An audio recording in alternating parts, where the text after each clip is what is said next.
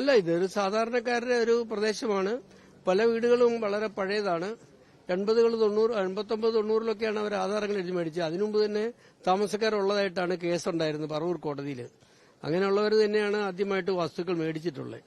അപ്പോൾ പല വീടുകളും വളരെ വർഷങ്ങളായിട്ട് താമസിക്കുന്ന ആൾക്കാരുടെ എന്നാണ് ഞാൻ മനസ്സിലാക്കുന്നത്. കടലെടുത്ത് വലിയ പ്രദേശം പോയിട്ടുണ്ട്. അതിപ്പോൾ കണ്ടുപിടിക്കാൻ കടൽ സർവേ ചെയ്യാൻ ബുദ്ധിമുട്ടാണ്. പക്ഷേ ബാക്കിയുള്ള കാര്യം വെള്ളക്കെട്ടും നോക്കിയാൽ എത്ര കടലെടുത്ത് പോയെന്ന് അനുമാനിക്കാൻ സാധിക്കും. വഖഫ് ട്രൈബ്യൂണലിന്റെ പ്രശ്നങ്ങൾ എനിക്കറിയില്ല. അത് അവിടുത്തെ കേസ് വേറെയാണ്. ഞാനുമായിട്ട് ബന്ധമില്ല. കമ്മീഷനും ട്രൈബ്യൂണലുമായിട്ട് ബന്ധമില്ല. കോടതികളും ട്രൈബ്യൂണലും അവരുടെ ജോലി ചെയ്യുന്നു. അത് കമ്മീഷനുമായിട്ട് ബന്ധമില്ല.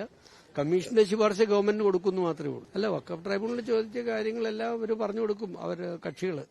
അത് എനിക്ക് അതിനെക്കുറിച്ച് അന്വേഷിക്കേണ്ട ആവശ്യമില്ല. ഞാൻ അതിനെക്കുറിച്ച് ആലോചിച്ചിട്ടുമില്ല. വഖഫ് ബോർഡ് എഴുതി തന്നിട്ടില്ല ഇതുവരെ. എഴുതി തന്നുവെച്ചാൽ അവരെ കേൾക്കാനിരിക്കുകയാണ്. വഖഫ് ബോർഡിനെയും ഫറൂഖ് കോളേജിനെയും പിന്നെ ഈ ഇവിടുത്തെ താമസക്കാരെ എല്ലാം കേൾക്കും. കച്ചവടക്കാരുണ്ട് ഇവിടെ, പലരും വന്ന് റെപ്രസെന്റേഷൻ തന്നിട്ടുണ്ട്. ഇനി പ്രധാനമായിട്ട് തരാനുള്ളത് വഖഫ് ബോർഡാണ്. വഖഫ് ബോർഡും കൂടെ കിട്ടിക്കഴിഞ്ഞാൽ ഉടനെ ഹിയറിംഗ് തുടങ്ങുകയാണ്. ഒരു 10-ാം തീയതി കഴിഞ്ഞ് ഡേറ്റുകൾ ഫിക്സ് ചെയ്യും.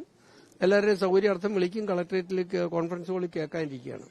അല്ല, അങ്ങനെ പഴയതോ പുതിയതോ ഒന്നും നോക്കേണ്ട ആവശ്യമില്ല. കാര്യം വെച്ചാല് തീറാധാരം വാങ്ങിച്ചവരുടെ അവകാശം എന്താണ്, വസ്തു പണം കൊടുത്ത് മേടിച്ചവർക്ക് അവകാശം കിട്ടുന്നുണ്ടോ എന്നുള്ളത് പ്രധാനമായിട്ടൊരു കാര്യമാണ്.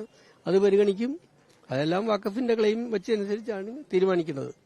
അല്ലാണ്ട് പഴയ താമസക്കാരും പുതിയ താമസക്കാരും പഴയ കച്ചവടക്കാരും പുതിയ കച്ചവടക്കാരും ഒന്നും തിരിക്കേണ്ട ആവശ്യമില്ല എനിക്ക്. അതൊന്നും കമ്മീഷന്റെ ചുമതലപ്പെട്ടതല്ല. ഇവിടുത്തെ പൊതുവെയുള്ള പ്രശ്നങ്ങൾ എന്താണെന്ന് പരിശോധിച്ച് അതിന് പരിഹാര മാർഗം നിർദ്ദേശിക്കാൻ ഗവൺമെന്റ് പറഞ്ഞിട്ടുണ്ട്. തീർച്ചയായിട്ടും അതിന് പരിഹാരം നിർദ്ദേശിക്കും. അല്ല, പോക്കുവരവ് നടത്താനുള്ളതെല്ലാം കോടതി കേസ് കിടക്കുന്നതുകൊണ്ടാണ് പോക്കുവരവ് നടത്താത്തത്. പോക്കുവരവ് ആധാരമുള്ളവരുടെ വസ്തുവെല്ലാം പോക്കുവരവ് നടത്തും. പക്ഷേ അത് കോടതി കേസ് നടക്കുന്നതുകൊണ്ട് തൽക്കാലം എല്ലാം നിർത്തിവെക്കാൻ പറഞ്ഞുകൊണ്ടാണ് കരം മേടിക്കാത്തതും പോക്കുവരവ് നടത്താത്തതും. ഈ കമ്മീഷൻ റിപ്പോർട്ട് കഴിഞ്ഞ് അതിന്റെ തീരുമാനങ്ങൾ വന്നു കഴിയുമ്പോൾ, കോടതി കേസുകളും കഴിയുമ്പോൾ അതെല്ലാ പ്രശ്നങ്ങളെല്ലാം തീരും.